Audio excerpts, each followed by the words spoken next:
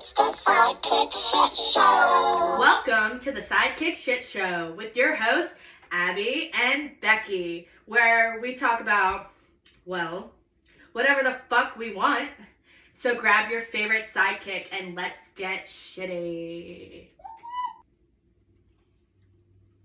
Hi, welcome back, listeners. If you're still here after that shitty episode. I'm really sorry. I'm long-winded to begin with, and then Abby fed me 100 Proof Captain. I listened to that episode, and I was like, holy crap, Becky, shut the fuck up. Yeah, as I was politely trying to shut her the fuck up. So hopefully you returned for episode 2 for our shitty show. And if you're not, then I guess you don't know, because you obviously aren't listening. So suck it.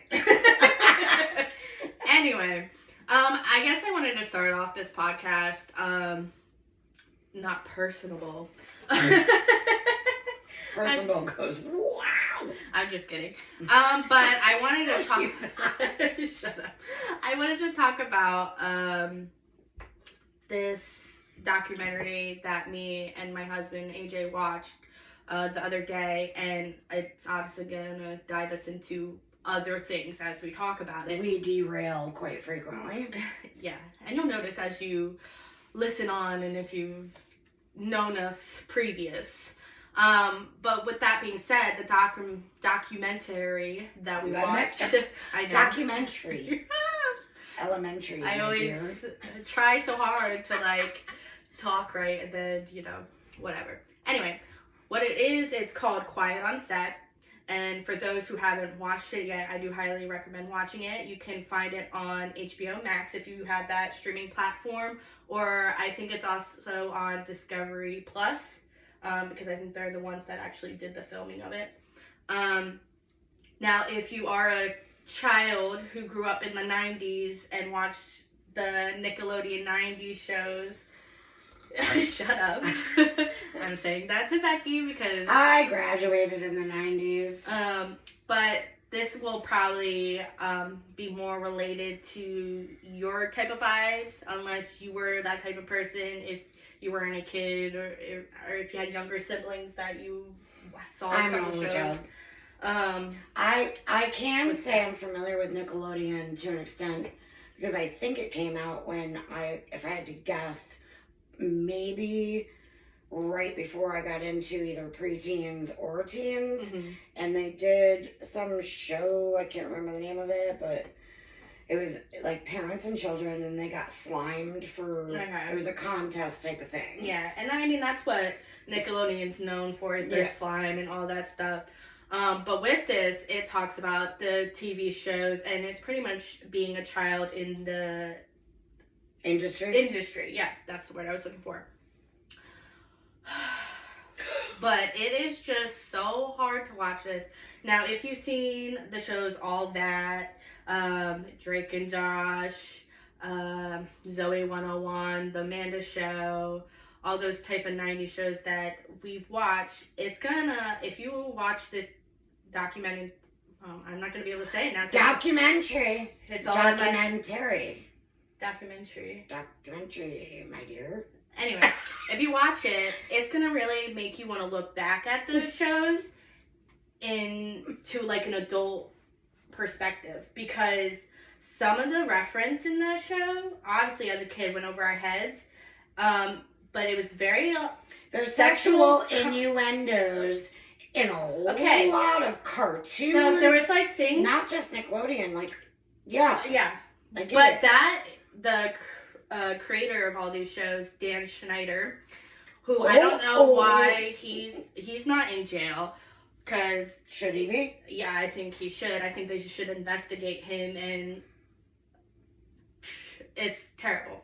But with that, like, there's things where they like reference a lot of things, and they do things with children's feet and stuff. It's weird. There's things where like squirting on kids' face, like goo and stuff, and it's like.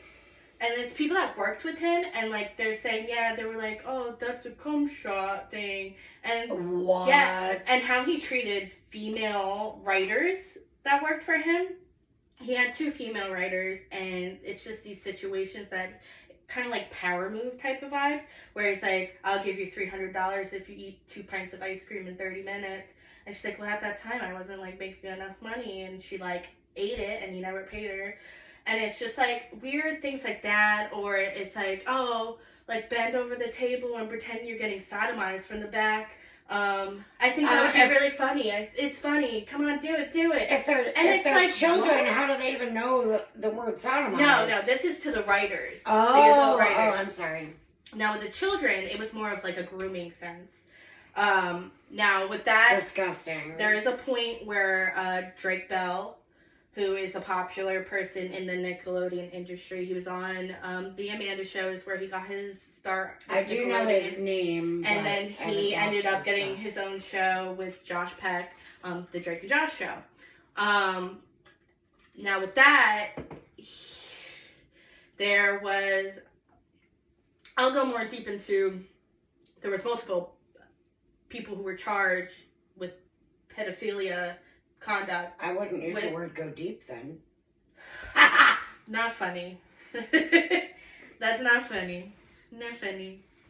I know you're trying to make light of the situation, but not funny. Well, and I am, because I haven't watched it, and however, in the same sense, I do find it absolutely mortifying, disgusting, and despicable. Carry on, please. Yeah, because when he comes on set and describes what this coaching, actor-coacher person, what he did to him, just watching him, because he couldn't even, like, describe what he experienced. And he was just, like, struggling, and then he's like, he paused, and he's like, imagine the worst thing that can happen to you. That's what happened. And then the next clip, it shows the paper from the charges. It was like a mile long. It's like sodomy. It's like penetrated with foreign objects. It's like a whole. My stomach turned. And did it happen to mention the age group of, like, say, the youngest person to the oldest person that this happened to? By any chance? Now with Drake, he was 15 when it happened to him. And I'm sure there were probably threats, too, that you'll no longer be, like, the main screen actor. Yeah, well, the thing is, his dad, in that... Who's that? Drake's dad? Drake's dad. Mm-hmm. He was with him and got him into the acting, whatever, but he was always with him, and he sensed from this guy who was known as Pickle Boy on All That. He was this guy that had a tray of pickles, and it was the joke. He's Pickle Boy, blah, blah, blah. And now that you look at it, the things that they said, and, like, they're putting a pickle through a hole in the wall, like a glory hole sense. And it's just, like, gives you light. And then, like, there's a scene where know your stars, which is towards the end of All That. And there's one with Pickle Boy, and he likes to hurt pickles. And it's, like, things like that. And then you're, like, knowing the facts now, you're like, ugh. And it's like, there's no way the writer, producer, Dan Schneider didn't know about this. Now, there's nothing really said that he did anything, Dan Schneider. The person that did is Brian Peck, who did the thing to Drake. But nothing was said about Dan, but there's definitely rumors that's been around for a long time. Is it possible that Dan Schneider didn't have any idea that these things are going on? I mean, I guess there's a possibility, but for people who were talking on the thing, they talked about his demeanor and, like, how his power moved and, like, the things that he made the, like, writers do. Oh, right. There's times where with Amanda Bynes, when she was just, like, 10 years old when she started out on All That. There's times when they were doing, like, their schooling at the set, and he'd be gone with her for hours, and they had no idea where she was. The thing that, like, pisses me off is, like, most of the parents on here, like, how did you just, like, let things go? Like, how were you not with your child at every point? Which I was saying with Drake's dad, he was constantly whatever, and he had a feeling about this guy, which he went to the producers and whatever, it's like, something's weird with him. He's like, rubbing my son's arm, like, I don't want him near him, and they're like, oh, no, that's just how he is, oh, he's gay, you're homophobic, type of things, like that, and it's like, And then, Brian Peck, the guy who did this, he, like, grooming him, convincing him, like, your dad's trying to steal your money, da-da-da, and convinced his mom, because his mom and his dad were separated at the time, so they ended up pushing his dad out, his only protector in the sense, because he was like Drake's manager, pushed him out, and then his mom had control, whatever, and then she ended up letting Drake spend the night at Brian's, and that's when it happened. And then it kept happening multiple times, and yeah, it's just terrible. And then it's more of Jeanette McCarthy, that's the last name. I'm like, I forget how to say. She wrote a book, I'm Glad That My Mother Died, which is talking about her experience. She was on iCarly on Nickelodeon.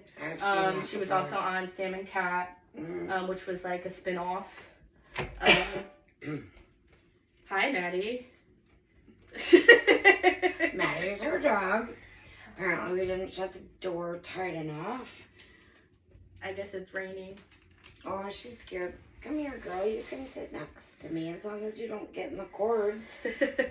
Good girl. Good girl. Anyway, Any hootie ho. I don't need video. Anyway, so with that, I'm trying to backtrack to what I was saying. Oh, so she wrote a book, and she wrote her experiences as being an actress on Nickelodeon. Obviously her mother wasn't good to her, and that's why I'm glad my mother died, because she was very abusive in a sense. As well as she talks about, she doesn't name Dan Schneider, but she says my producer, which obviously everybody knows who that would be. Right. And how. And if they don't, I'm sure they could use good old Google to figure it out. Yeah. I haven't read the book yet, so I don't know all the details. At some point, I do want to read the book of it. But I know there's like little clippets from things that I've seen, being talked about at least. But with that, there's like things of like how he used to be, like a range of emotions. You never know when he was on set. So you can see on videos like how like the actors, like especially children, are like very timid on how to act, and they're like when joking. he was around, as opposed to when he was not.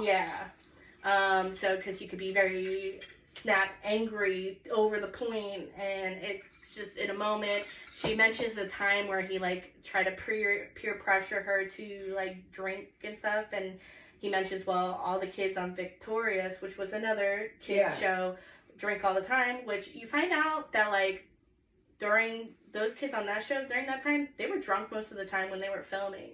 What? Yeah. And Ariana Grande was on that show. That's how right. That's how she got her start. And then she mentions so far I have 2 segues into what you're talking about. And then with that, she also mentions how at one point when, she left the company and whatever, she was called in with her manager and I guess with the company as well, and they were offering her a $300,000 money. I was like, oh, this is like the show is not going to air anymore, but this is our courtesy if you don't talk about Nickelodeon anymore. So she's like, no, like this sounds like hush money, not like a present type of thing, because that's how they were like describing it. Hush money as opposed to a bonus. Yeah.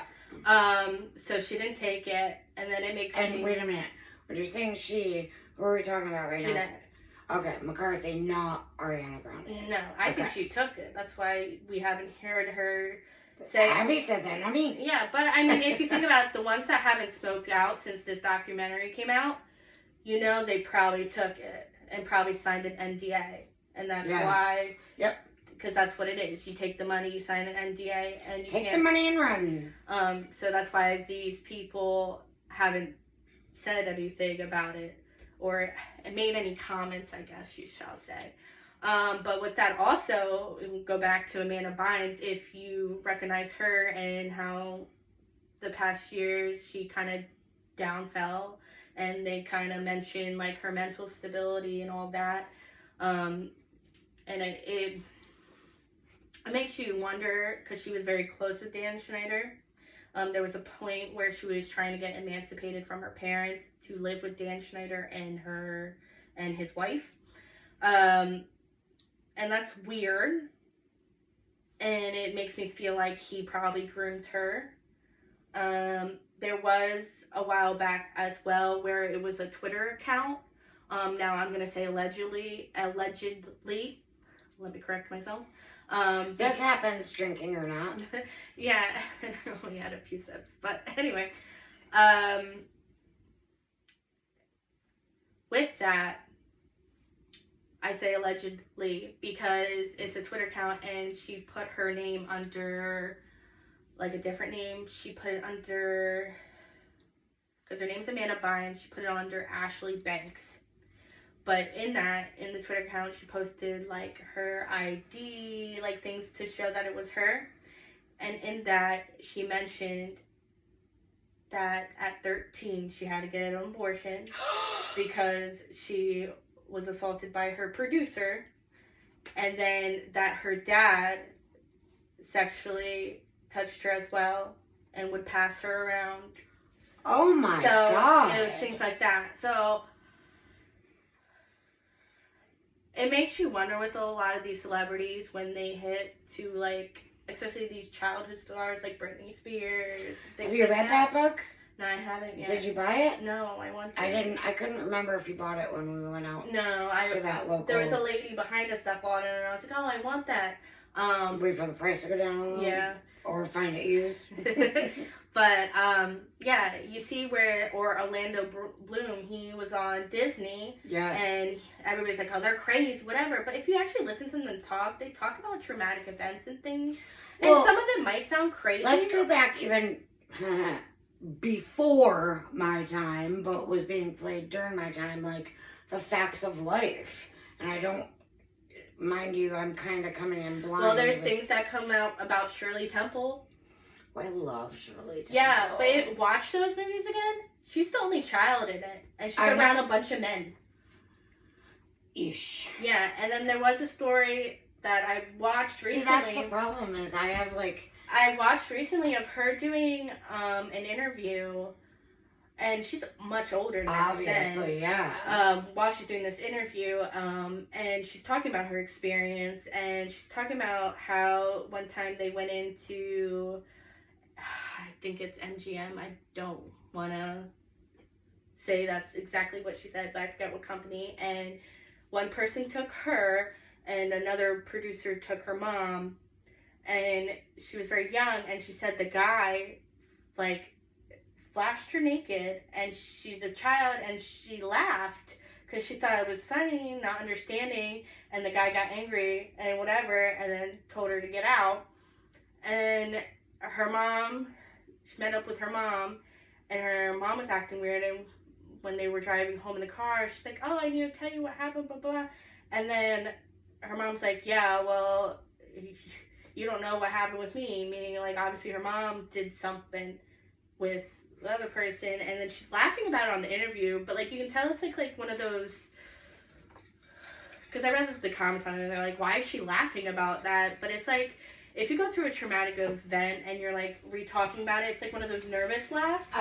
So I personally, believe it or not, being, most people would find me as extroverted, because I guess that's, I don't want to say I put on a good show, because I'm not fake, but I am an introvert, and I prefer to actually be alone. I prefer to be in my own head. Mm-hmm. But when I do get out, I also enjoy that. However, if there's awkward silence, you're like, I need to say something. I have a tendency, and of course I already have the gift of gab with those I love. Mm-hmm. So think about if you're silent with me or anyone else is silent with me and it's uncomfortable for me, I am going to just keep going because I need to fill that void. But if I'm comfortable with you, I can sit there in silence for as long as it takes. Yeah. So I understand the nervousness and where that would come from. Yeah. So it's like things like that. So obviously this has been going on, not just alone in Nickelodeon. There's also people like, after this documentary came out, they're like, I can't wait for Disney's to come out, because obviously they've been around longer than Nickelodeon, so they probably have a whole bunch of shit as well. But it's like the whole industry as a whole has so much shit. Like, there's Corey Feldman came out a long time ago about Oh his my experience. gosh, yes. And the two Corys. Yeah. Oh, I loved them. Yeah. And so it's like, people have been telling us this whole time. So I think it's like, so this brings me back at the beginning of this year, Cat Williams came out and was talking about the music industry and, you know, P. Diddy and all it. Don't go to the P. Diddy party. If he says to, just say no. Because there's a whole bunch of shit that goes down there. And, I mean, he's getting charged now with a whole bunch of stuff. I guess so. I must live under a rock because I didn't hear that. Yeah. And if I did, I forgot because I'm old. But with that, he made a statement that 2024 is going to be the year of truth, which I think so far is coming to light, and I think that's true. I found a lot of truth this year. Yeah. But with that, it's gonna continue, and I don't think it just falls into the industry as well. I think it's gonna dive more into politics also. You don't think human trafficking as a whole, let alone children human trafficking, is not tied into politics? They have to know. There's just a lot of grimy shit in this world. And then if you want to go into conspiracies, you know, that's the whole ritual things and all that stuff, if you want to dive into that. But I think a lot of things we think is conspiracies until they come to light, and then we're like, oh my god, we didn't know, even though people have been screaming at the rooftops all this time. Well, what was it, the Epstein Island. Yeah. And there's a lot of famous people on that list that's on the flight logs and all that. A lot of people in politics as well, a lot of politicians. So that's... I mean, nobody's perfect, but who the fuck rapes a kid? Yeah. Or grooms a kid to fondle? I don't Somebody get touches it. my kid, so help me God. I know. Me and AJ watched it, and I just, like, cried. And Did you? Yeah, because it's just, like, things like that, just... Especially, it's real. It's, like... Things like that, even whether I'm watching a documentary, a movie about something like that. Oh yeah, I get the feels. I totally get the reading feels. a book. Mm-hmm. And even if it isn't true, but it's so well written or so well... Yeah, it's something that's like, obviously people do go through something like this. Trigger warning. Yeah. Probably should have said that about 20 minutes ago. Yeah, but I mean... Sorry. If you haven't watched it, please watch it. But be prepared. You also... It makes you think of every child that was in the industry. There's also was a rumor a while back. Wasn't there something with Drew Barrymore? Yeah. Her too, when she was a kid. She was out going to clubs at like 6 years old. Right. Because wasn't her first flick E.T.? Yeah. And then she ended up kind of like going off the rails a little bit as a teenager and stuff. But but she held it together. I love Drew Barrymore. But, I mean, if we want to go into conspiracies, there's a lot of things where people end up, they become a part of it. And there's an instance where people who have gone through traumatic things like that, it isn't uncommon for them to become predators themselves. That's horrible. Mm-hmm. So, if I may, and I will attempt to not be long-winded. Alright, so, bouncing off of what you just talked about with Nickelodeon, mm-hmm. It's really ironic because I didn't know you were watching that, and I'd never heard of it. But it just came out. So. I most recently on Netflix started watching, it's called The Program. Mm-hmm. And it's actually a boarding school, so to speak, for uncontrollable children. So boarding / boot camp / you can graduate from here. Yeah, I think Paris Hilton went to something kind of like that. Oh, okay. Well, so it's located in New York, where I'm from. Now I just totally lost the location, and I'm super familiar with it. St. Lawrence River. St. Lawrence River. So this girl, and if I remember correctly, the main character / producer, the main documentary-ist, if you will. I think her name is Catherine.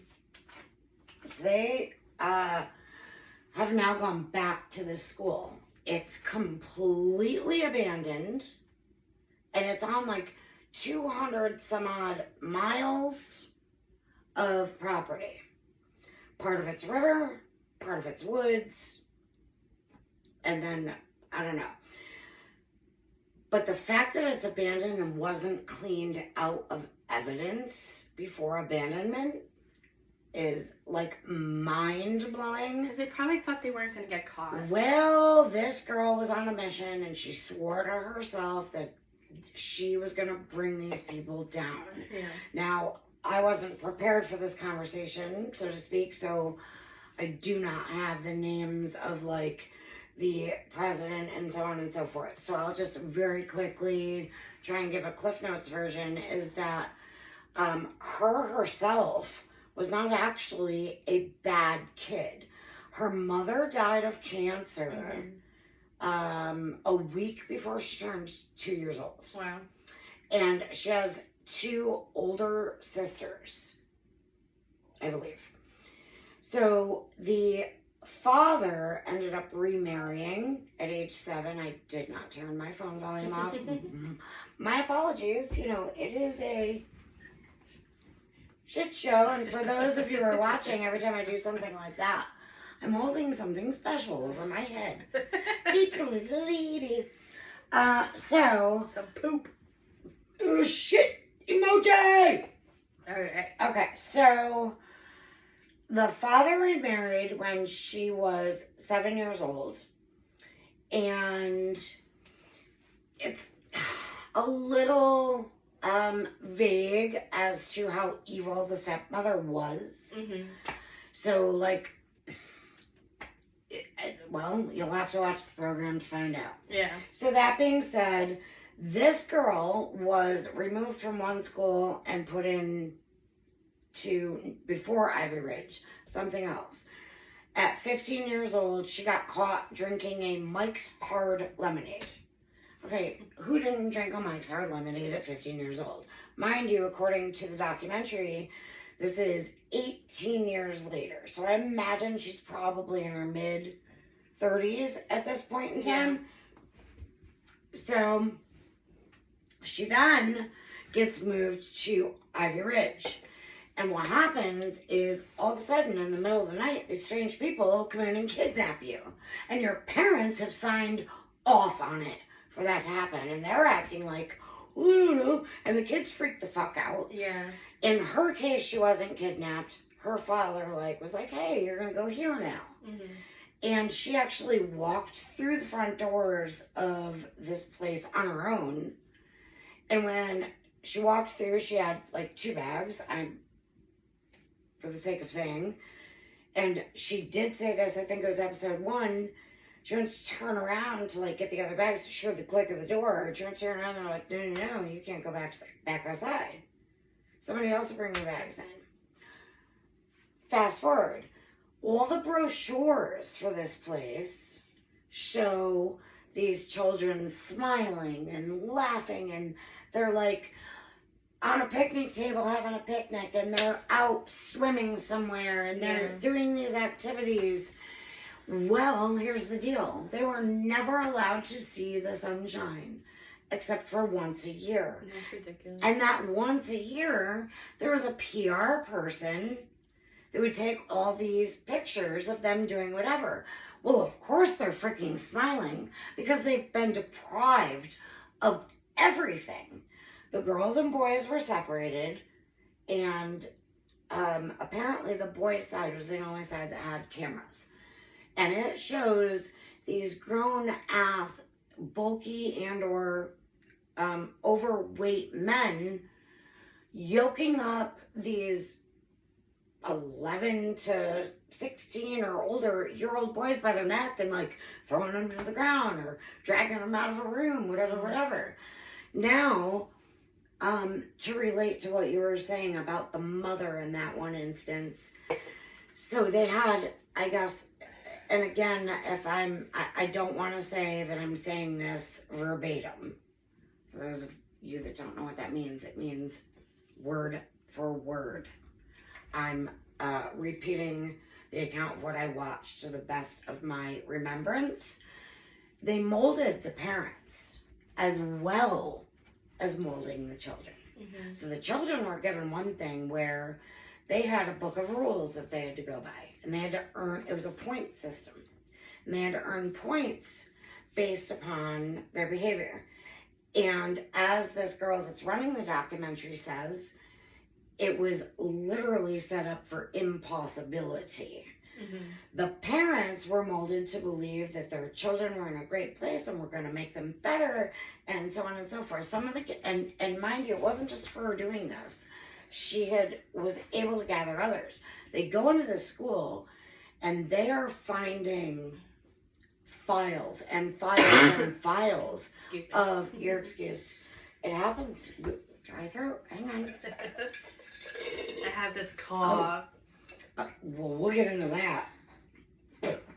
Oh, I'm like, what? But before we do that, once you finish this, I do have something important to say about the documentary that you reminded me of. Yeah, so, they found files and files. They found their own files. They broke down and freaking cried. Like the one girl, she was labeled a crack whore. Mm-hmm. In, not the one that's doing the documentary, but one of the other girls, labeled a crack whore.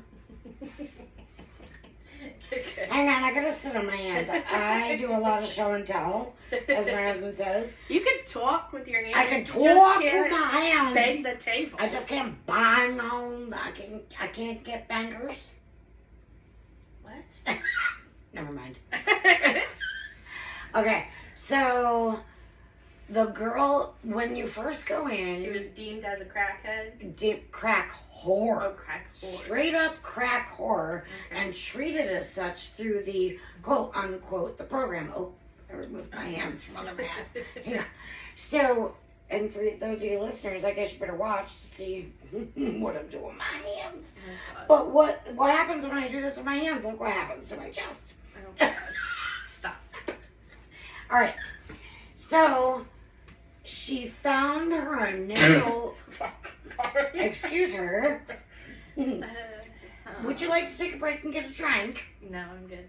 Alrighty then. That's empty. No, it's not. Right. Mine is. We'll work on that in just a moment. She found the initial drug test that was her entry into the program. And it showed negative for anything. Mm-hmm. But they lied to the parents and said, she did. yes, she was on whatever, right? So she went ahead and found the address of the person that did the test and gave the opposite results to her parents, Mm-hmm. and actually put something in their mailbox saying, you're a fucking liar, or something. I don't know if they use the F word. I think she did. That person ended up calling her while the group of these Ivy Ridge kids that agreed to, which are now in their 30s, agreed to do this documentary.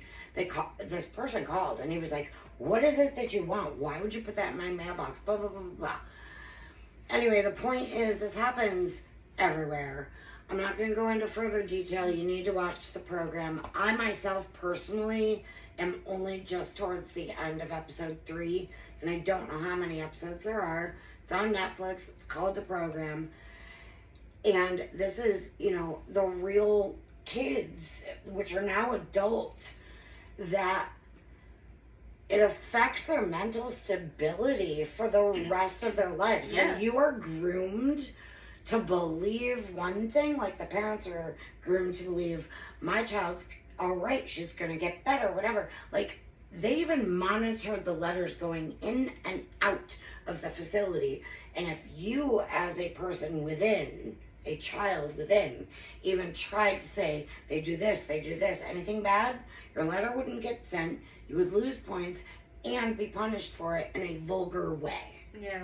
There was sexual abuse, there was multiple beatings, and the parents were groomed. Like, in the seminar, somehow somebody got footage, like through a peephole, of them doing like this cult-like ritual on repeat to make the parents believe one thing, like, your child is going to say this to you, don't believe them.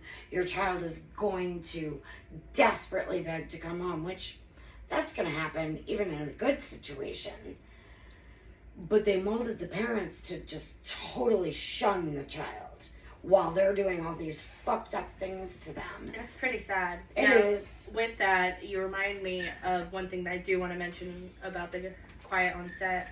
There was a parent who had her child, anyway,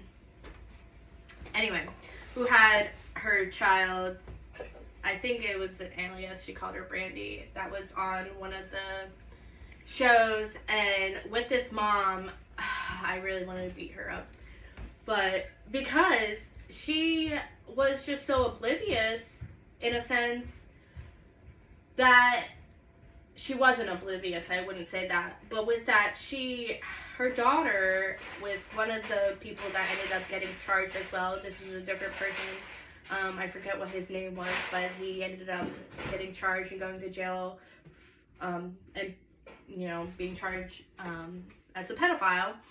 He was,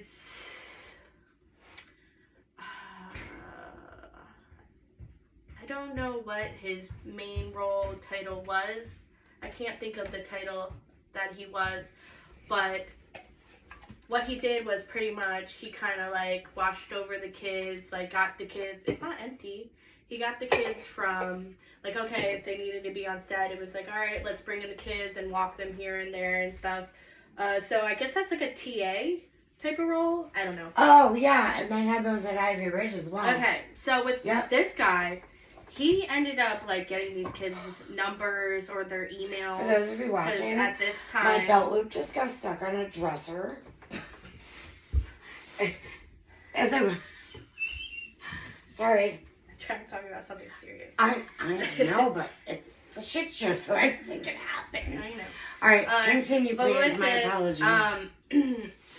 He got like these kids like numbers, emails, and stuff to like communicate with them, and by the looks of him, he looks like a friendly, like college, you know, type of kid. But I mean, he's an adult. But with this, they found in his for this actual, before I say what they found in his house, with this child, he ends up sending her an email of him masturbating, like a picture of him masturbating. Picture or video or it both? was a picture, I think. And it was like, oh, I just wanted you to see, well, like how I think of you or something like that.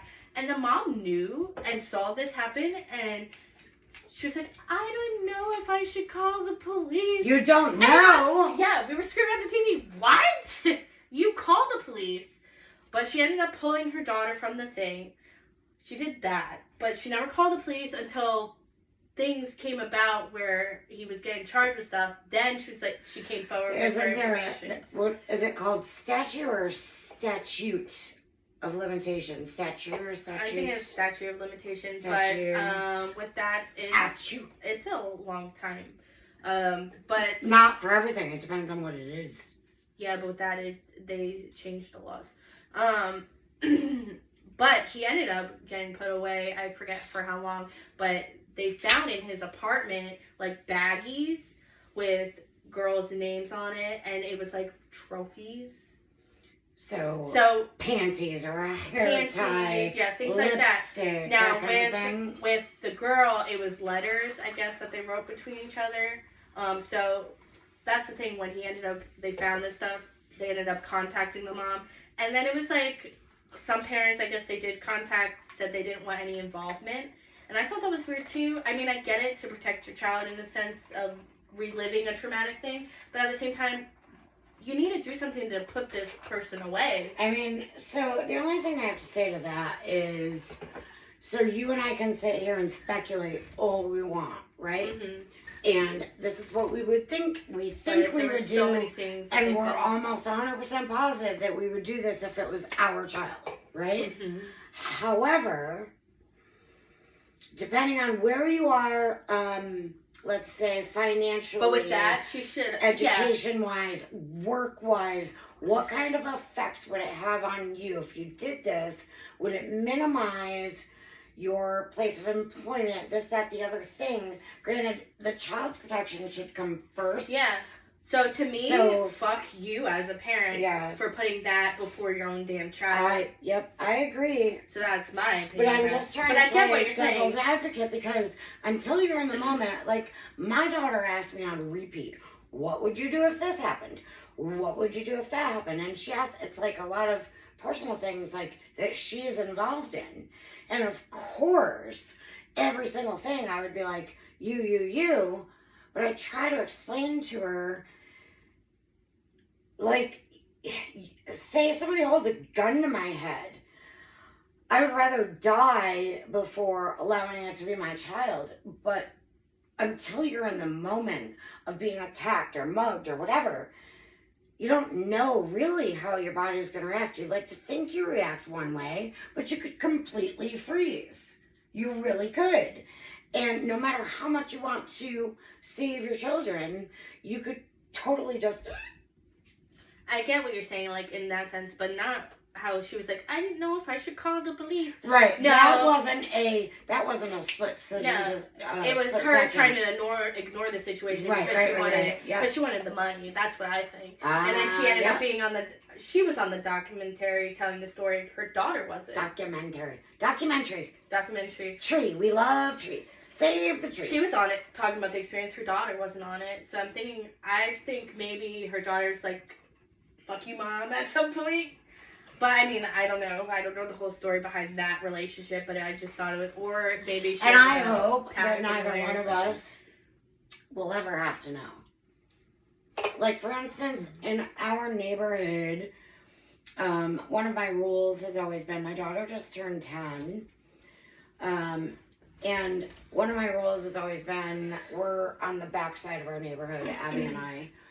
And my rule has been like from so-and-so's house to actually Abby's house, which is the back stretch in length.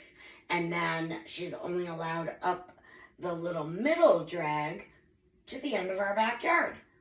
Because those are all places that I can visually see her and or hear her or hear me.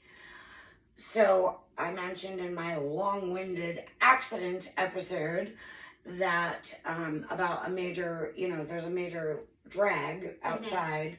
And again, we are in a touristy, I shouldn't say again because I don't think we even mentioned the word tourist in the last episode. We're in a touristy or transit area. Right. Not to be confused with... No, stop. Don't go there. But my point has been, like, she always wants to go around the neighborhood. And my point is, only unless you have one of the more mature teenagers or an adult with you. Mm-hmm.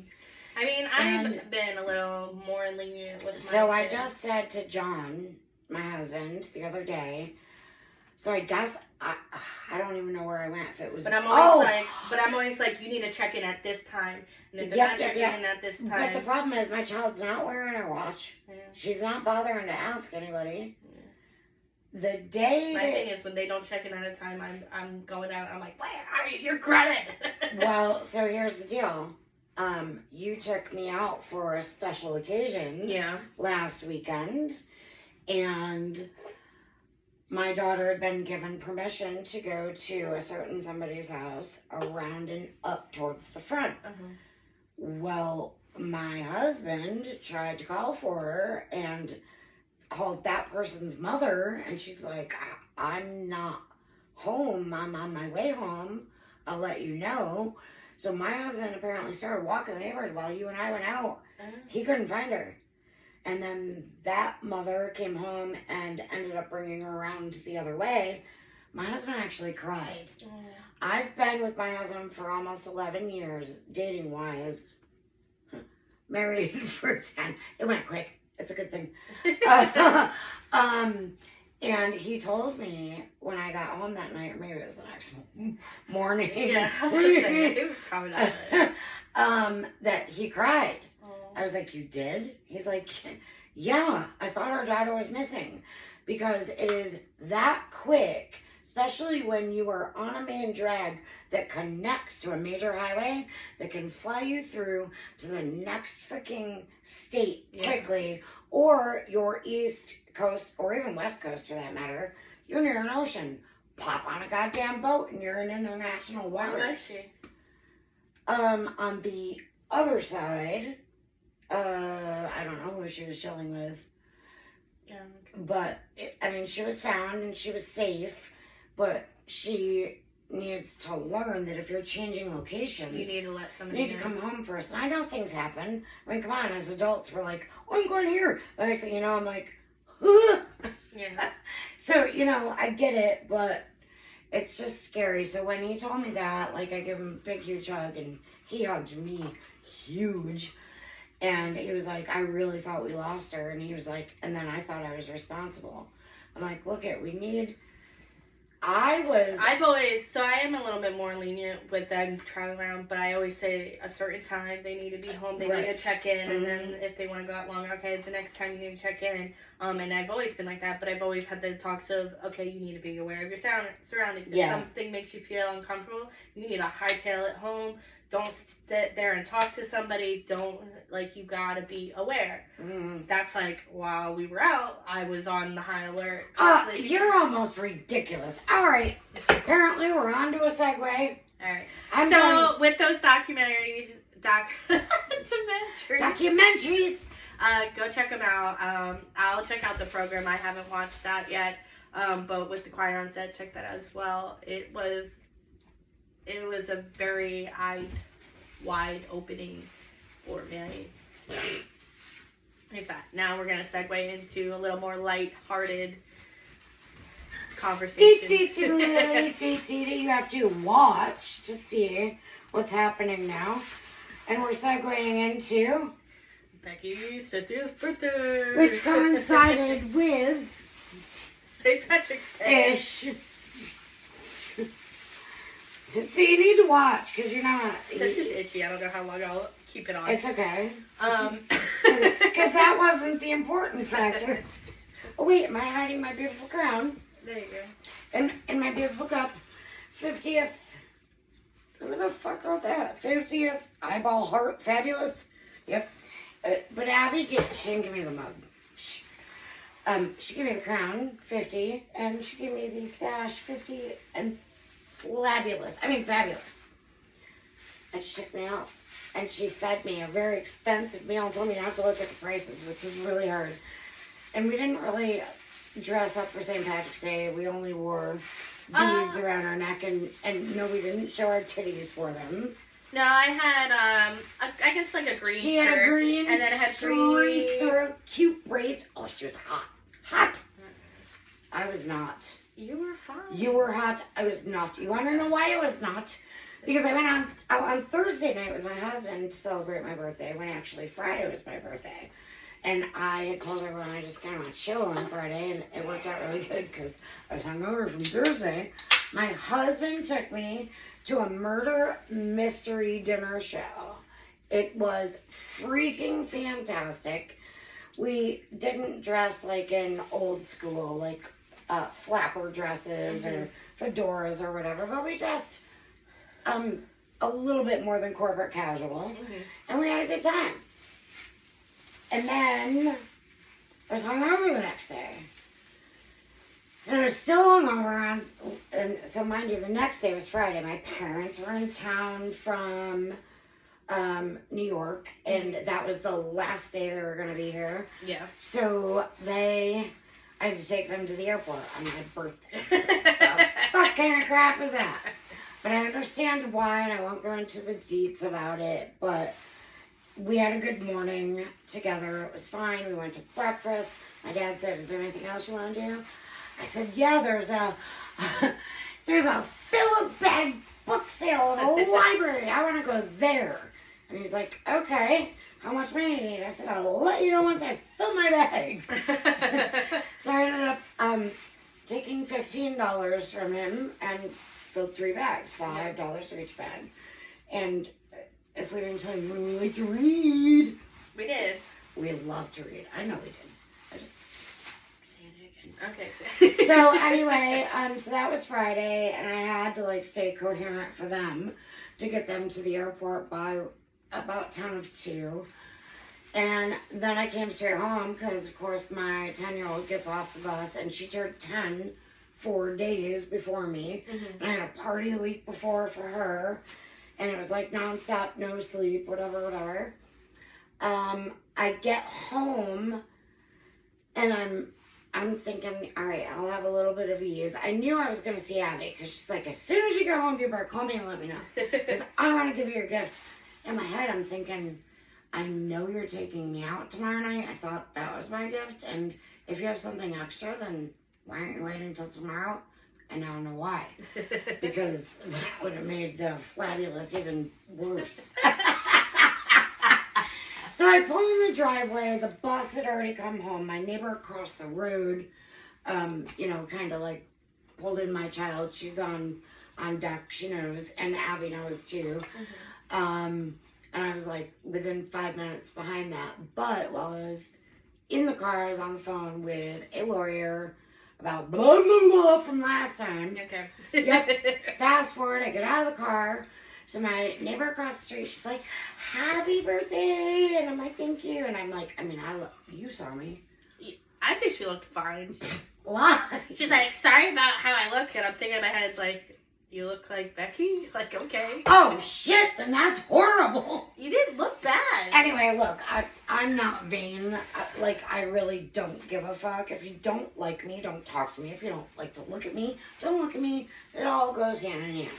Okay. But I definitely knew I felt and, looked like crap from the hungover thing. And I don't drink like I used to. Mm-hmm. I mean, go back before I met John and I was a bartender, I was drinking morning, noon, and night. Mm-hmm. And if I wasn't drinking, I was sleeping it off. Yeah. Whereas now, I got a top shelf refrigerator full of booze that I hardly ever touch. We do a podcast? Yep. I drink a little. Yeah. We have a fire in the backyard? Yep. I drink a little, sometimes a lot. Yeah. It's my birthday? Yeah, fuck yeah, I'm drinking. Screw you. Any holiday, whatever. But it's not like I've got a drink in hand all the time. Yeah. So anyway, I'm not vain. I don't care, but I know. Anyway, so the girl from across the street, she's like, "I have a gift for you, but it's not going to be here for like another 7 to 10 days. It's been 3 days already." And I'm like, "Okay, no worries." And then Abby's like, "Are you fucking home yet?" Texting me, and I'm like, "I just pulled in."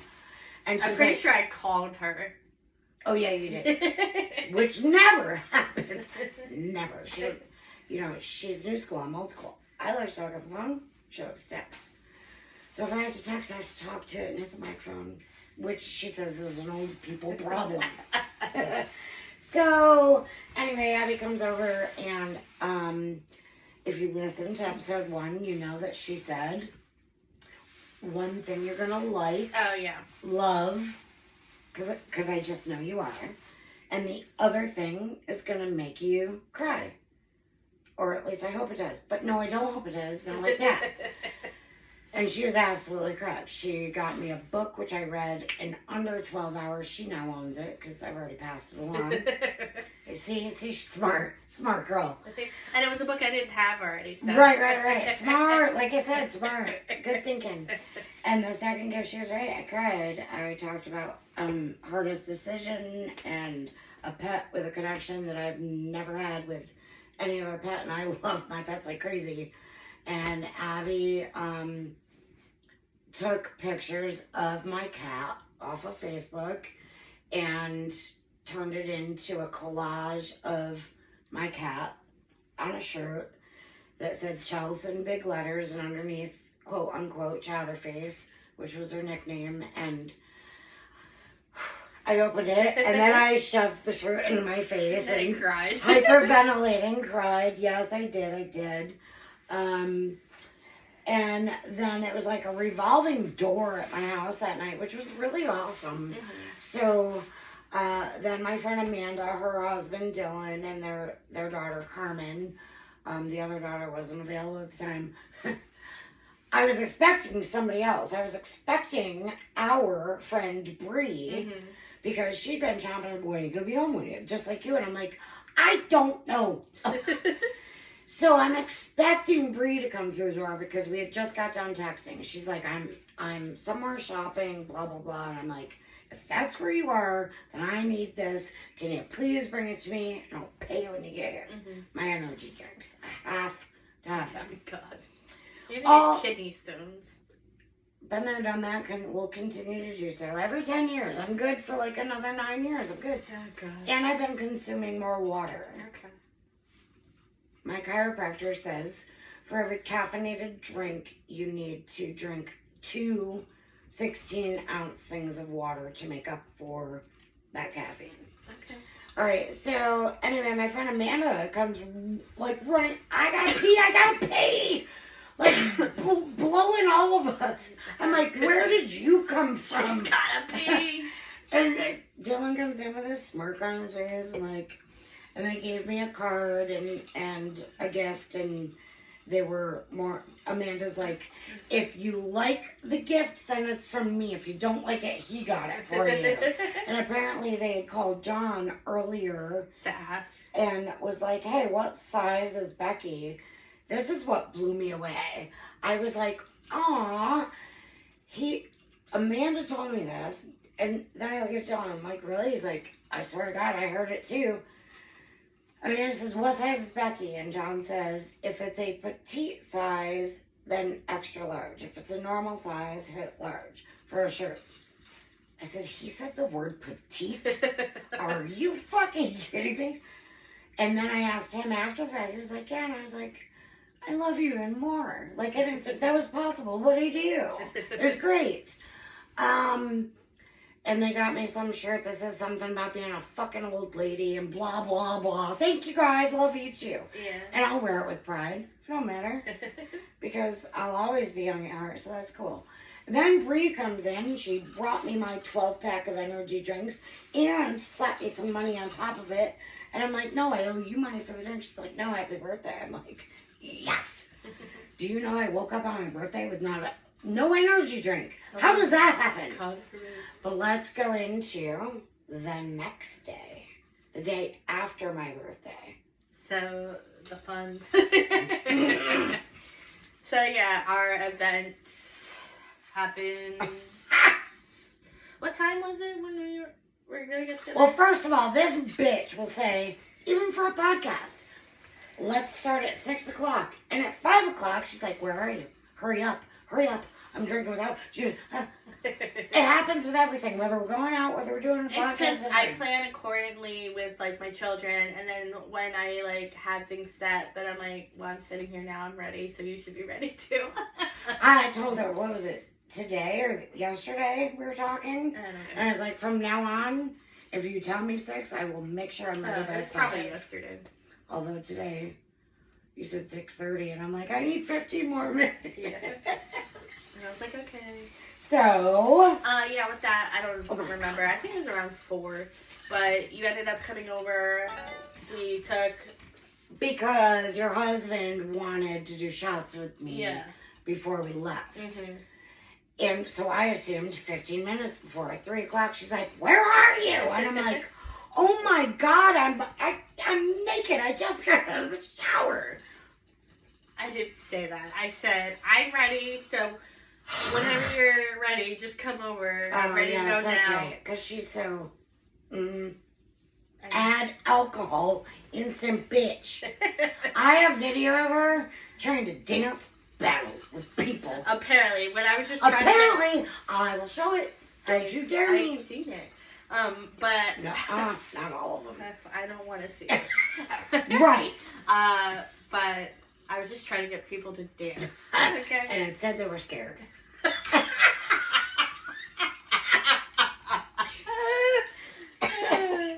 I swear to God. I swear to fucking God. They were like, this bitch. I so thought we were going to get in a fight. Because I did. I'm like, oh my God, I'm 50 and I'm going to have to fight. Fighting at 50. I guess that's just my face. But what I was saying to them, I was like, just come on, dance. You came over here for a reason. I guess that's aggressive too. But alright, we'll go into that once we get there. But anyway, so we did that. Our plan originally is like I drove there, and if we drank too much and I wasn't able to drive home, we would Uber home. And that was the plan because obviously you want to be safe. So we went and especially on St. Patrick's Day weekend. Cops are out in full force. We met a cop that night. Oh, we did. We made friends. Yeah. I made friends with lots of people.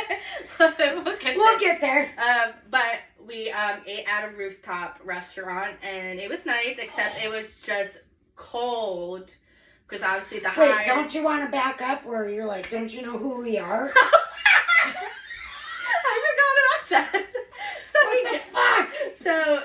And mind you, I have no idea what the plans are, so I'm just following Abby.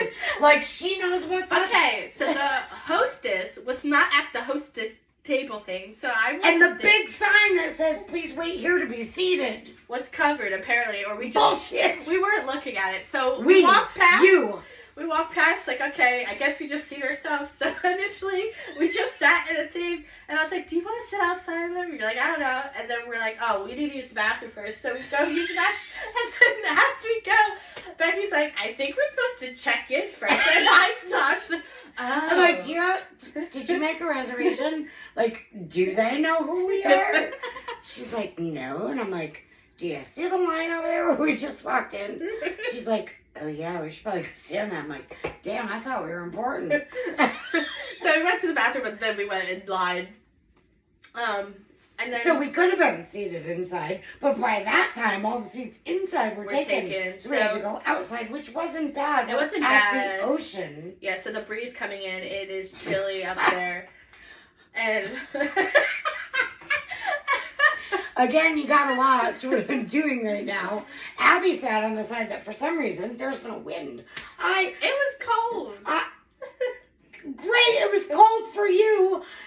I was fine because I run hot, but I'm sitting on the side where the wind, first of all, I already looked puffy and pale and hung, again, not vain, but you know, come on, for any of you women listening, and even men, for instance, you want to look good when you go out. You want to feel good. Whether you're going out to a dollar store or out to a fancy restaurant, I think you have a better time when you feel good about yourself. And I felt great about myself the night I went out with John. Mm-hmm. The night I went out with you, I was like, well... I know I'll get through this because I'm just Becci and that's what I do. I have fun all the time. But I was like, oh my God, my eyes are puffy. I look so pale. Blah, blah, blah, blah, blah. So woe is me. But I didn't dwell on it. But then I'm looking at the pictures and I already knew thank God I left my phone in the car for the first half of the night because I take pictures constantly. But Abby takes pictures and first of all, I already had like this colic on the left side of my forehead where my bangs actually grow like straight across to the right. So I'm constantly, for years, I've been trying to correct them. Well, the wind was uncorrecting them. And Abby and I discovered on New Year's Eve that I should never grow my hair out because my forehead is not to be seen. That's what she said. Carry on. But yeah, we ate there. We also got big ass mason. They weren't mason. They're plastic, but They they're are. like big jugs I use them for boxing gloves later on. that we were able to take home too.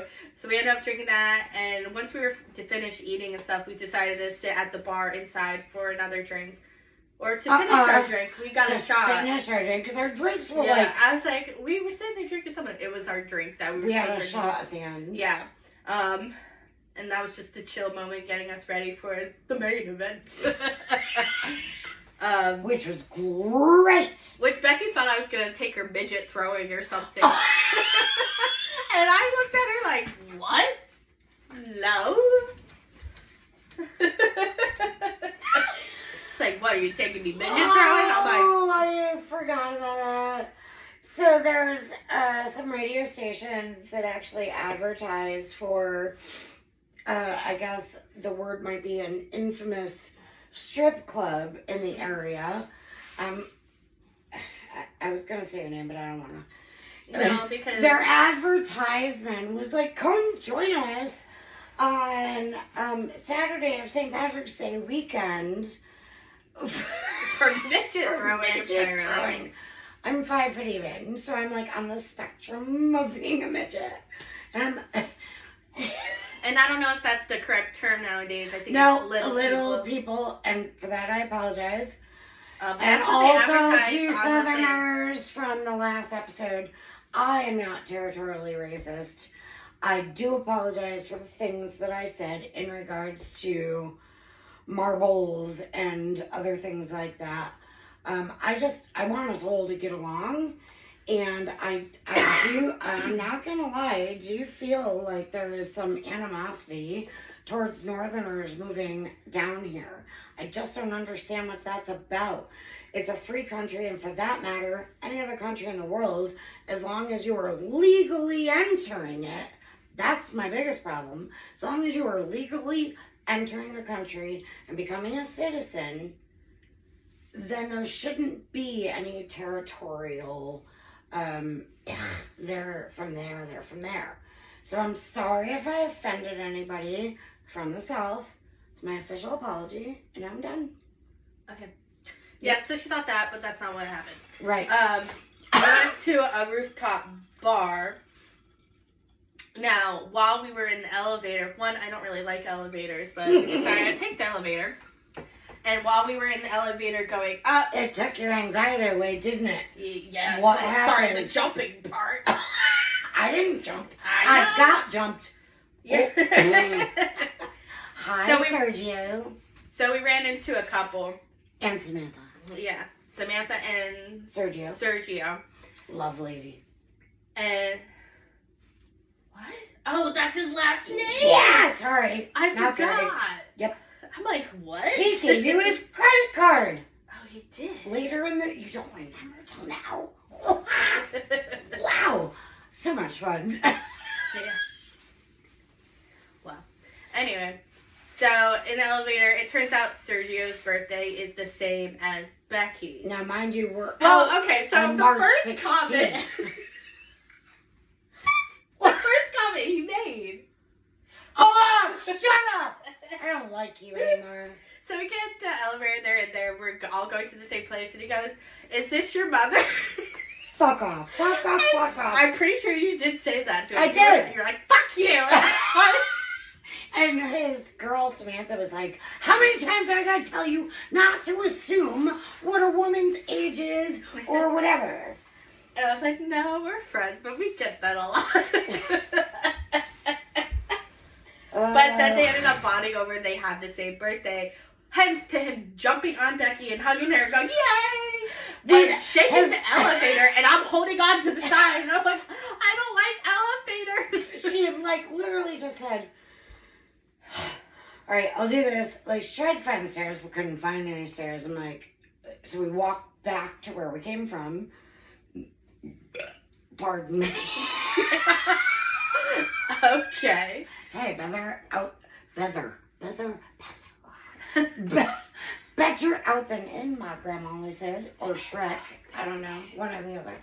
So that being said, we're starting to walk past the elevator. I'm like, Abby, there's the elevator. And I'll tell you, that was something new I learned about you that night. I didn't know you had anxiety about being in elevators. Yeah. But I feel like the ride ended up being better. Yeah. Although I can't really tell because I was literally smothered by this man once we got over the fuck you of me being her mom. He was like so happy to find his birthday twin. And now, mind you, neither of us at that point had said, like, I was assuming his birthday was March 16th. I'm wearing the 50th crown and the 50 and fabulous tiara on March 16th, even though my birthday was the day before. And he, like, literally grabs a hold of me, and he's jumping us up and down the elevator, and his mouth was straight up in my right ear, screaming. I was deaf for the rest of the night, and I know my voice, like, I don't know. It was the same personality. What? You guys had the same Oh, personality. so much. It was ridiculous. We ended up hanging out with them for the rest of the night. It was funny. It was great. And he's talking to random people, which is what Becci. Becci. I like it. It's. I don't know. I'm like, tickle me elmo. What Becky usually does, and he was the same energy, whatever, and Samantha was really cool. And it's funny because there was a time where she went to the bathroom, and Abby was so, that's how this all started. Yeah. Miss fucking Abby, well, it can happen anywhere. This girl, I'm standing right next to, for you watchers, can you see? Oh, I already showed you that, never mind. Yeah. Can you see this? Can you see that?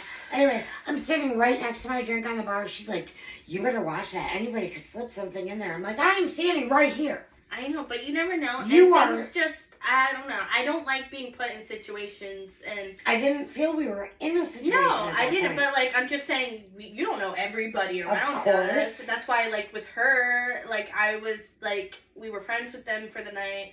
So certain things, when they disappear for a while, I'm like, hey, like, She was on. So we talked do you about want me to like check on her? And he was like, yeah. We talked And he about kept telling me, like, I appreciate that you're like I know you checking did. her. And he said the same to me when you went off to check on her. We talked about last episode how Abby, like, clings to my ass when I disappear to the bathroom. She texts me or follows me or whatever, which is great because it actually makes me feel really good. And also, it makes my husband feel really good. Mm-hmm. Because I said to him after the next day, I'm like, you do not have to worry about anything bad happening. And we've been out before. Mm-hmm. And I've already relayed that info to him. Abby is on it. She is not gonna allow any missteps on my behalf, which aren't gonna happen. I mean, I'm on a It's just like being. I'm on a diet, but I can look at the menu. Oh my god. However, I was the oldest motherfucker in the club. But it's like, hence we are in a transit area. You got to be aware of your surroundings. So when certain things, especially, I mean, things can happen with males as well, but especially with females, when you're out, whatever, you just got to be more aware with things happening. If a female's going to the bathroom by herself, that kind of like gives me the ick a little bit because things happen. Oh, when we go to the bathroom, we get accused of having sex in it. Oh my god. Remember that? Yeah. And so, like, I know she was gone for a while, so I said, hey, do you want me to go check on her? Yeah. So I go to the bathroom, I'm like, Samantha! Samantha! And there was somebody in the stall. Wasn't Samantha. She goes, I'm not Samantha. And I'm like, oh. And I'm thinking, the funny thing is, she was sitting at a table right behind where the bathrooms were. Yeah, I come out and she goes, are you looking for me? And I'm like, yeah. She was just like Sergio and I, where she Just made friends with anybody. Yeah. But I was thinking in my head, going out, I was like, I'm going to have to go tell this dude she's not in the bathroom. I don't know where she is. I lost her. Like, you were feeling responsible. Yeah. But, like, I also thought to the moment of, you know, the movie Frozen and the snowman. Olaf? Yeah, he goes, Samantha? Samantha? And then he laughs, he goes, I don't even know a Samantha. That's how I felt in that moment. She brings it to a kid's movie. That's what I felt like, going, Samantha? Samantha? Well, we're outside. And the girl's like, I'm not Samantha. I'm like, oh, sorry. sorry. But, like, I mean, let's take it back from the elevator out to this outside bar, like, literal outside bar. Sergio and I were loud AF. And obviously, you've heard my voice. My voice is weird to begin with, but I'm still recovering from my birthday weekend because once we got into the actual club, Same. the music was so loud. We just had to scream to You talk to each other. had to scream to talk. Well, one side was live music, and then it was the open bar area, and then the other side was like the nightclub type of yeah. And where Abby tried to fucking apparently dance battle. When all I was just trying to do was get people to dance. I was right there dancing with you. Yeah. And you walked away from me. Yeah, because they were just standing there, and She I wanted more people. And I said, "Hey, you came over here. Why did you come? Like, you came here to dance. Why didn't you do this? Why are you staring at me? Yeah." And then we ended up being those two other young girls. Oh, okay. So first of all, I just recently mentioned I was definitely the oldest person in the club. And the funny thing is I think, so even when I was younger, yeah, I went to a lot of clubs. I went to clubs that actually had, like cages you could climb up into on all four corners of the dance floor. And there was one in the middle of the cage. This was in my college town. Mm-hmm. And I was actually allowed access to a cage at all times every time I went. Mind you, I was in my 20s. I was much skinnier, so on and so forth, and I danced really well. It doesn't matter. I will dance. My husband told me when I first got injured and whatever, he was like, I'm removing all radios, because even a commercial comes on that's got a little bit of a beat, my body starts going, and then I deal with the pain later. But anyway,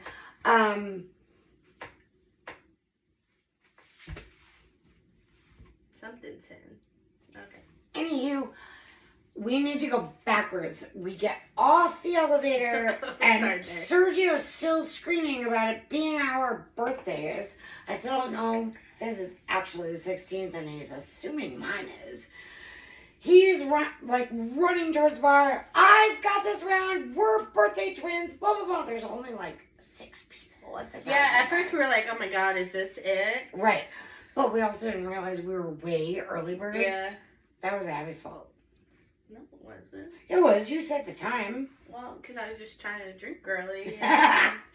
And anyway, it was great. It was great. We then discovered that both of our birthdays were actually on the 15th of March, which was the day before. So then I got hugged and jumped up and down again and screamed in the other ear, so I was really deaf. And then the club that we were actually waiting to go into Opens up at like 10. didn't open until 10, and it's 8:30. So we're standing on the adjacent open, and when we say open bar, we don't mean free. We just mean open as far to air. Yeah. By the ocean. Cake by the ocean. And finally we go into the dance club. Abby's dance battling, people are slowly trickling in. That's what the noise is. It's me leaning on the table. It's like an echo noise. It's like this. It sounds like metal. Mm-hmm. Is that it? That's me. Sorry, Abby. And I mean, it might not. It might filter out, but we'll see. We'll find out. You'll find out. And anyway, the place just started getting packed. And Abby is good at making friends once she has drinks in her.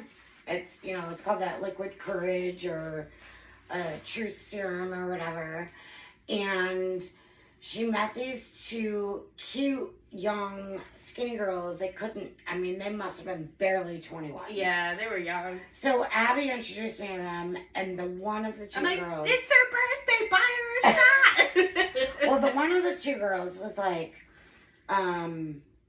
she goes, those aren't our real names. Yeah. We use fake names when we go out. So Abby had introduced me to them. I forgot their names as soon as she told me. I still don't remember their names. And if they ever come across this podcast and put 2 and 2 together, I'm sorry, because you girls were fucking fake names. awesome. No, they did tell me the real names later, but I don't you don't remember either. Well, all of a sudden, so there was a strawberry blonde or redheaded girl. There was a girl with dark brown hair. All of a sudden, she comes over to me and she's like, hey, will you come over and say to the guy that's dancing with my friend that you're her mom and he better treat her right? I'm like, absolutely. So I walk over and I start dancing between the two of them. And I was like, I go, do you know who I am? He's like, no, ma'am. My dad gave me the stuff. So he was respectful. He's like, no, ma'am. I said, I'm this girl's mother. And he like straightened right up and stopped dancing. And I was like, if you don't treat her right, I'm coming for you. He's like, yes, ma'am. And I looked at her. I was like, you good, daughter? She's like, I love you, Mom. And I walked away. Well, it like escalated from there. I literally became the club mom. Nobody knew my name. It was Mom. It was Mom. And then I was the aunt. Right. At least you were my sister instead of my daughter. And then at one point, so you had to go outside to cool off. Like, yeah, it got hot. It was so Because it got hot. so packed at once. And it was humid. My hair was like a giant frizz ball. And then I go out and we meet like a whole new group of people. Like we went out with a group. This one guy, his name, oh shit, Bryce was his name. Super cool it dude. was your adopted son, right? Okay. If I was younger, it Oh wouldn't my have been. gosh. Just saying. Gross. No, he was great. He was awesome. He's like, you have to go inside and watch me dance. Through one of the videos I recorded, right before he said, oh my God, it's your birthday? He's like, let me buy you a drink, which happened all night. So I was shaffazed. Right before that, I do have video of him with his white hat. And I don't have the whole thing. It was like the tail end. And he was like, did you see me out there on the dance floor doing this trick with my hat where I can throw it and it ends up on my head? I'm like, no, but we'll go and watch. Do you remember when I said, or we were all going back in, Yeah, you said we gotta watch. but we had to go to the bathroom. And I said, wait till we come back out. When I came back out, he's like, it's not the right song. And I'm like, I ain't got time. But when we were out there with him, we met like 15 other fucking people. And I'm pretty sure it had something to do with the sash and the crown.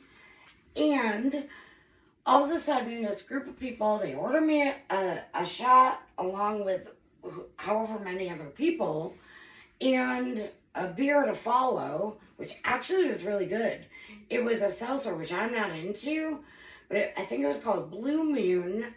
And it was a vodka-based seltzer, which was like a blue raspberry or something, which is like my favorite if I were to get a Slurpee or something. Mm-hmm. And so this one kid led the charge of singing Happy Birthday. Oh, yeah, that's what I have on recording. Right. Now, mind you, before that, we had waited forever. I know, because to get our drinks. Abby needed water, and I'm like... this is where my throat started. Yep. I'm like, I just want water! And then I'm screaming water, and my voice is going... And I look, we were at the corner of part of the bar where there's like a long post, and there was like two dudes on the other side. One of them had a cowboy hat on. I said, water. She's gonna die. Water. If they come to you first, get her fucking water. And he did, and he handed me I ended up having 2 waters. Thank God. But then they're probably like, let's just shut this bitch up. Well, after 25 minutes, I know. I mean, granted, the place was slamming. My throat was just hurting at the But point. the I fact, need what water. pissed me off, I think if we had gone on the other side with our girl bartender, She would have helped. she would have recognized us and taken care of us first. But because we were on this other side, and we weren't thinking. we didn't know. That guy had only taken care of us once, and it was right at the end before we went into the actual dance club. Mm-hmm. And I think that might have played a difference. But all of a sudden, all these kids, I'm old. They're 30. They're not kids. What the fuck? Anyway, they all of a sudden just start singing and tune Happy Birthday, and Abby had gotten her water, so she was good. She stands up over the top of them and starts recording. She said, happy birthday to you, happy birthday to you, happy birthday, dear. And they all look at her. They all go silent. I have been mom. Everybody knew her as mom, so they would think. Like, why wouldn't they have just said mom? And I'm like, Becky. They're like, Becky. I'm like, wow. But they all were calling her mom all night. All night. They could have just put that in the song. But no, they had to pause. They probably wanted your name. Well, thank you to all of you that bought me drinks because you fucked me right the fuck up. It was fun. It was great. I loved it. And what I have decided, I'm going to wear this sash. Again, if you're listening, you better go watch. I'm going to wear this sash and this crown every fucking time I go out from now on. Okay. Because you just gotta make sure you go to different places so they don't catch oh, on. yeah, I got that. There's plenty of places. We're in a transvestite area. I mean, what'd you say? It's not transit. That. Tourist. I like that word better. Okay. So next, I'm taking it off.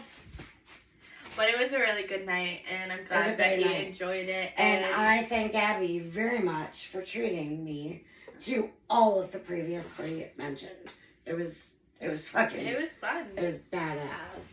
It was fun to just like go, drink, dance, have a good time. We're getting on to that. I don't know. No. I don't know. What do you got to say? Anything? No, I think I. No. All right. Again, watch. It's a hip hop, hippity, the hip hop, and you don't stop rocking to the bang bang boogie. Say, jump the boogie for the rhythm to the boogie to be. I don't know. What were we talking about? Easter? Hey, Hugh. Hey, Hugh. Isn't his name the Playboy Mansion guy? Is that Hugh Hefner? Yeah, he's dead. Abby, grab a pillow. Make your sexy. No, gross. Anyway, those of you that are listening, we now have rabbit ears on because guess what? You won't hear our mouths again until after Easter. So we would like to wish you a happy Easter. Happy Easter. Happy. I don't really have anything planned for Easter, I don't think. Other than Saturday, I'm having my youngest son's birthday. He just turned 2, so I'm having his birthday party. And I'm an On asshole. Saturday. Because I know when his real birthday is. It's the same birthday as my captain. But I had another shit show that I won't go into that just totally made me fucking flee my mind of coming over and doing what I was going to do. But that's okay because I didn't buy it anyway. It's okay. Every time I go shopping for her son's 2-year-old birthday, I buy for her daughter's 1-year-old birthday, which is another 2 months away. No, it's next month. It's in April. Whatever. They're literally like, it's like Irish twins is what they call it. Yes. That's pretty much what they are. Irish twins. Oh. Yeah. Do you have anything planned for Easter? Yes, I do. Okay. So today I actually decorated my yard, and I'm a gray. Like fur or something. I'm a furry. I I am on the gray side, meaning I like spooky type things. I collect like skulls and whatever, but I also collect like cats and clowns and Norman Rockwell and I mean, clowns are kind of creepy too. And classic dolls, which she thinks are creepy as well. So whatever. I was outside decorating my yard today, throwing some sparkly Easter eggs around, and there's some skulls I keep out year round. Actually, it was only one, and now it's a couple because I can't fit them in the shed anymore because I might be making it burst with other Halloween stuff for this year. It's a stockpile. So I decorate my skulls for every holiday. So I was outside decorating my skulls, and I also have a rock garden, like painted rocks. I paint rocks. Abby paints rocks. We find them, we hide them, whatever. But my shit had grown over in weeds, so I didn't mean to pick them, but I did. I got over there to decorate. I'm like, this looks like ass. So I sat there for an hour just pulling weeds. So my plan for Easter, normally the deal is whatever neighborhood kids are around on that particular day, we normally gather either in the road right near or in front of my home or in my side yard. This year I don't know what kids are going to do that, what kids aren't. Either way, my kid comes first, so there's still going to be a huge Easter egg hunt. And now there's eggs out there that have nothing. So she's going to pick them up and I don't give a flying fuck. There's nothing. Right. So, and I'm not done yet. I realized what time it was and I had to come meet you. My fingernails were, I was covered in dirt. And if you're watching, I did a really good job of, there's no dirt. Yeah. And I looked like I crawled out of a grave. And speaking of graves, I decorated this big two-faced skeleton, which I can't show both his faces because to me from the front it just looks weird. So I'm only showing the one that I like better. And I put bunny ears on him. And he's holding a sign that says Happy Easter. And he's got some eggs around him. And then I have another skull sitting, or another full-size skeleton sitting in a rocking chair. And I always grab one of Braden's shirts for whatever holiday it is because it fits him perfect. And I went digging. I'm like, she's got to have a bunny shirt somewhere. Yeah. I couldn't find one. So I just grabbed a plain pastel shirt and put it out there. And, yeah, so my plan is, we've been with others for the past few Easters. And if there's some that would like to join, like obviously your kids and anybody in the neighborhood that wants to do a big Easter egg hunt, I would still like to sponsor that 110%. I have things set aside for special eggs found for special prizes. But if not, it's all for my child. So we're just going to do the at-home family thing, which we haven't done in a long time. And John actually has been dying to do. He's like, can we just stay home? Yeah. Like, can we just be in our PJs? And my argument has always been, you know, look, our family is forever away. So if we're invited to go with other people, why shouldn't we create that atmosphere for our daughter? Well, Because but we are home with the three of us all the time. Yeah, but it's okay to have those moments. Oh, for sure, yeah. Even on a holiday, just to have you guys, as it's just to make it more personal. And I have ideas on how to do so. So not only do I have prizes set out if others decide to join, and I have plenty of candy. And do you want to know what? This year, I came across pre-packaged eggs as well as dig eggs. You're like hitting. I keep like tapping echoing. because I'm a show and tell like, girl. Like when you hit it, it sounds like an echo of like if you hit metal. That's what it sounds like. Heavy metal. Raw. I mean, I don't know if they can hear it through there. Can you hear it? But I hear it. Did you give us a email address yet? Yeah. Well, I should have. Let's roll. What are you doing for Easter first? I don't really have, like I said, I don't have anything. Are you staying here or are you going with the fam? I'm pretty. The rest of the fam. It's huge.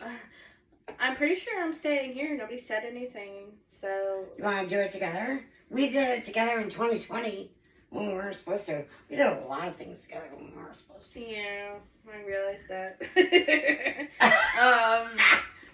But we're still alive and kicking. Yeah, I don't know who's gonna be here. What, kid-wise, you mean? Yeah, I know Mikey's staying. His dad? No, he's staying that weekend because Riker's birthday. So I don't know if Ava's.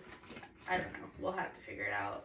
We probably will have Aubrey, and that's the week of spring break starts too. I all of a sudden became a bull. You gotta watch. Do you know what I'm talking about? But yeah, I don't know. We'll find out. To be determined, I guess. But other than that, thank you. If you actually came back, yeah, after my diarrhea of the mouth, it wasn't that bad. It was bad. I listened to myself, and I was like, oh my God, with this girl, please shut the fuck up.